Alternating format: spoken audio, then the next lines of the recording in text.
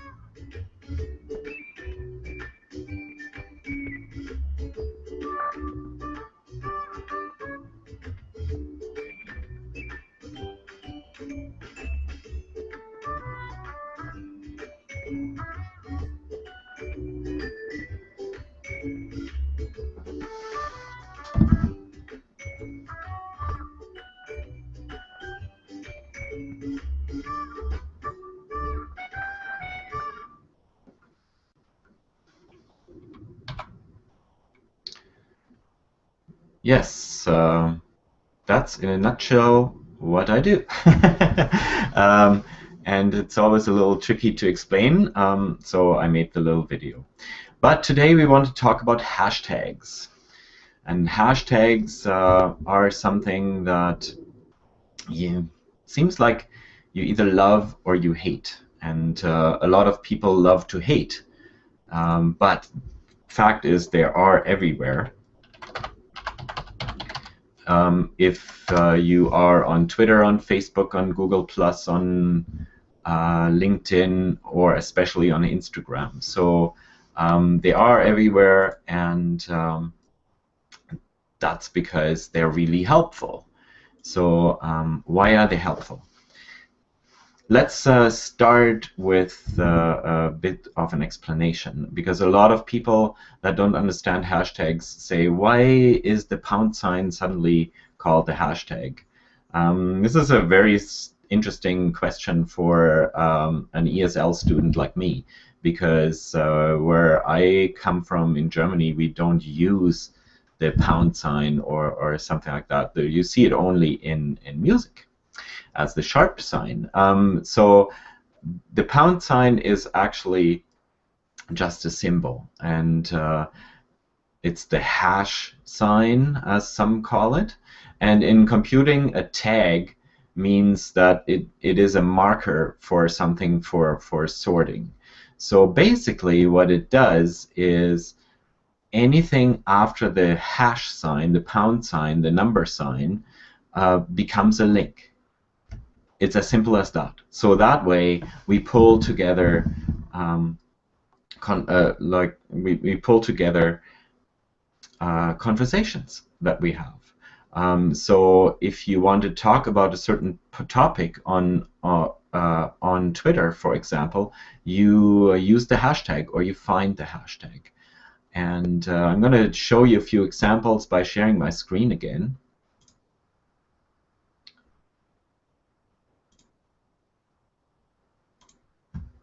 And let's start with Twitter, where it all started. So if you go through the Twitter stream, there are a lot of hashtags in here. For example, this Kelowna walk. And so you see, if I mouse over this, it has a different color, but if I mouse over it, it becomes a link, just like the Twitter handle is a link, the hashtag is a link. So if I click on this, I get all the tweets of people that use that hashtag. In this case, it's the hashtag of the Kelowna Walk to Fight Arthritis, and this way I can see what else is going on with this. Often hashtags are used to for events, for conferences, and so on. Nobody really owns a hashtag. That's something that very few people understand. Nobody owns a hashtag. A hashtag is something that you just create by starting to type it. And as long as nobody else is using this hashtag differently, you basically dominate that hashtag. But there's no rights. You don't have rights to that hashtag. It's just a tool to mark conversations. So if you're creating hashtags, that is something to consider.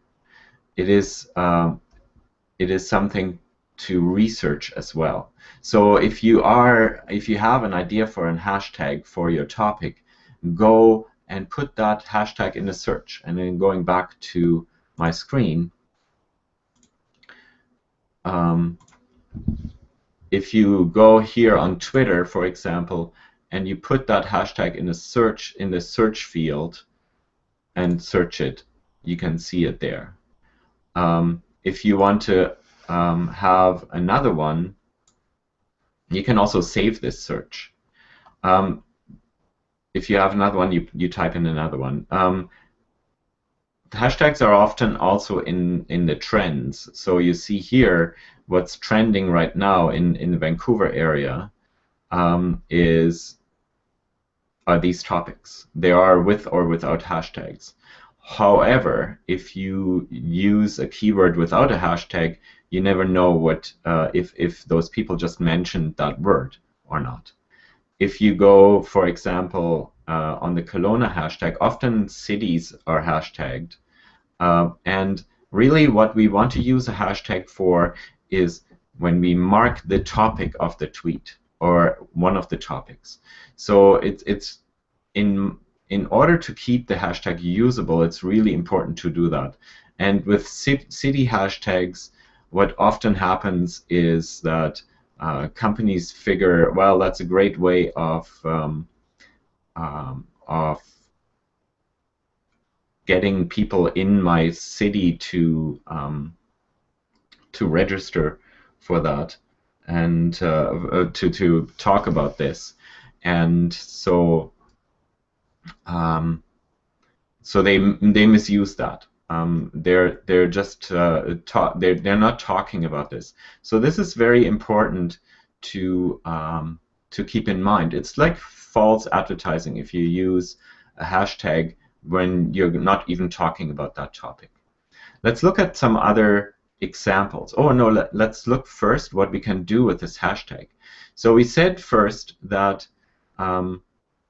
we are tying the conversations together about a certain hashtag. So this is more efficient on Twitter and on other tools. But let's see what we can do with this. We can actually create a custom app, and I won't get into this in this forum, but we can create a custom app, for example, for Facebook. You have to go to twitter.com to create it, where you can embed this into a tab. So now, without going to Twitter, Facebook users on the Kelowna Walk for Arthritis can go and see what's going on Twitter. We will be reporting from this event, and so on June 8th, you will see a lot of pictures in the Twitter stream. So this basically makes it possible for non-Twitter users but Facebook users to see the Twitter stream live as it happens. So where else do we have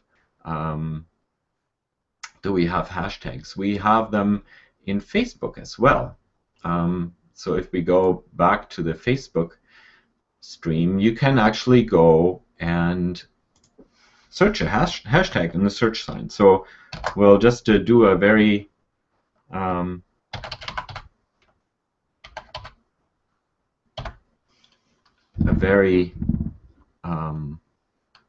stupid search for hashtag, and here you go. There's the hashtag, and here is anytime somebody used the word hashtag with the pound sign in it. So here's somebody that is overdoing it on Facebook, and there are some others that use that. So you see these hashtags. If you are interested in a hashtag itself, you see here Michelle Obama has the bring back hashtag. This is also something that you see on TV a lot. TV shows have hashtags as well. That's for the conversations in the tools. So if you go, for example, to Google+, Google+ actually puts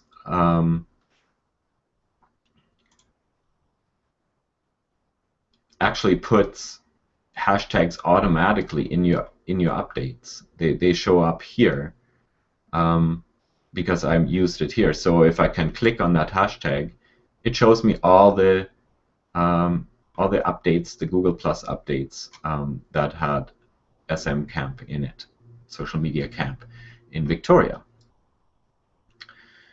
So it works on Google+ the same way. Now, if you invent your own hashtag, or you want to know what a hashtag means?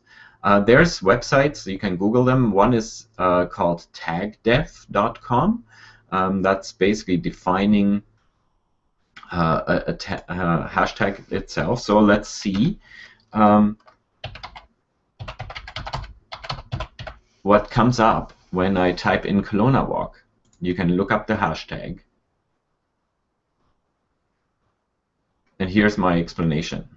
The Kelowna Walk for Arthritis to Fight Arthritis is an annual event in Kelowna and all over Canada to raise funds and awareness. So this is something that you can find there. You obviously have related hashtags. So this morning when I looked, there was no definition into this, and so I could go in here and add. Anybody can add a definition, so other people can look it up what it is, and of course then you can tweet it out and tell everybody what it is. So that's one thing.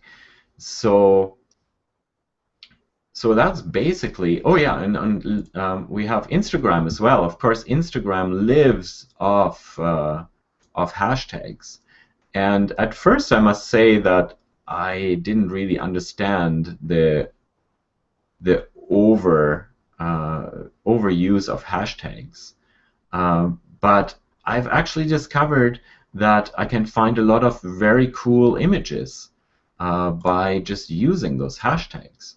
So if you go in, for example, I obviously don't use Instagram that much.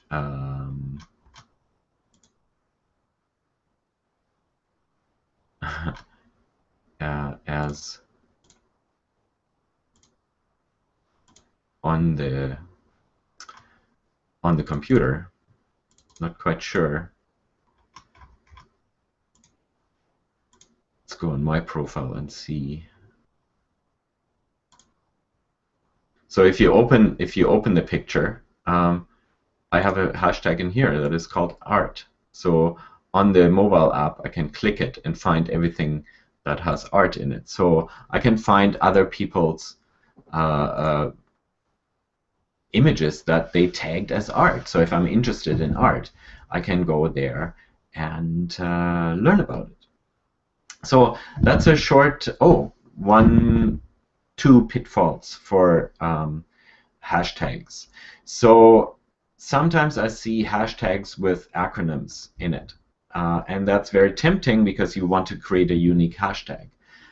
Be careful though, because unless your audience that you want to reach knows exactly what that acronym means, you're only going to reach a small amount of people.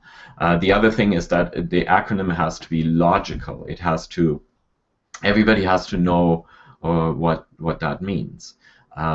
For example, a couple of years ago when we reported from the Kelowna Dragon Boat Festival, I used the hashtag Kelowna DBF. Every dragon boater knows that DBF stands for Dragon Boat Festival, but the spectators don't necessarily know that, so hardly anybody else used the hashtag, which is a drag.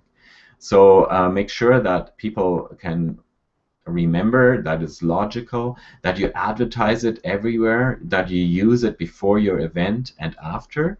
That's very important. So those things. The other thing is, as we learned by the experiment of the NYPD, is that you don't own a hashtag, you don't control a hashtag. So that means that you are you might attract people that tweet things with that hashtag that aren't really your intention, and basically then you're lost. There's no way back because it is just a function. You can't just go in and delete a hashtag. I hope that wasn't too confusing. Please let me know if you need more help on this. I'm updating my website right now. I wrote a few blog posts about hashtags and the use of them already, but I have to update them a little bit to refresh them. I will also start a little contest in the next couple of days, so you can tell me your burning topics that you would like me to address in the 20-Minute Academy. So please check back, and I will post the new 20-Minute Academy sessions on my blog and on my Facebook page. But every Wednesday morning at 9 o'clock, we'll meet here in the 20-Minute Academy. Today, that academy is only 16 minutes long, but that's because you didn't have any questions. So please let me know what you would like to learn, and I will be happy to create one of these short webinars. Have a great day.